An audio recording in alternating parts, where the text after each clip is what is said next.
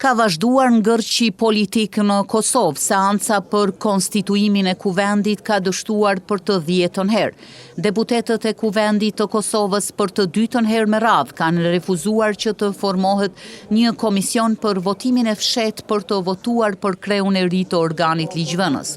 Seanca thirrur për sot filloi me disa minuta vonesë siç ka ndodhur në të gjitha seancat paraprake.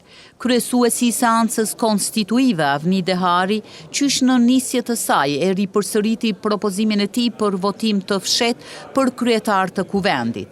Më pas ai ftoi partitë politike që të propozojnë emrat për komisionin ad hoc për votim të fshehtë.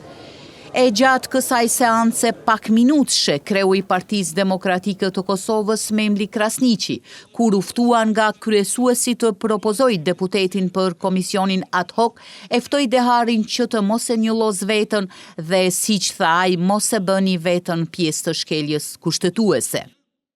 Ju ftoj që përkundër presionit që e keni nga partia që i takoni, mos u bëni pjesë e shkeljes ligjore dhe kushtetuese.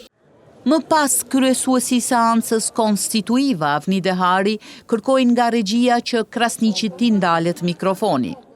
Mikrofonit ndalet.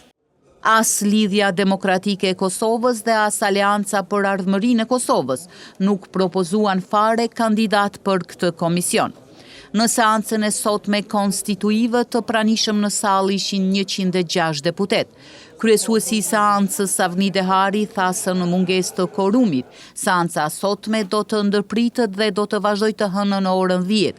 Kujtojmë se seancat konstituive e legjislaturës së 9 ka nisur me 15 prill dhe deri më tani deputetët kanë kaluar vetëm 2 pika të agjendës së seancës konstituive, raportin e komisionit të përkohshëm për verifikimin e mandateve dhe atë të betimit të deputetëve.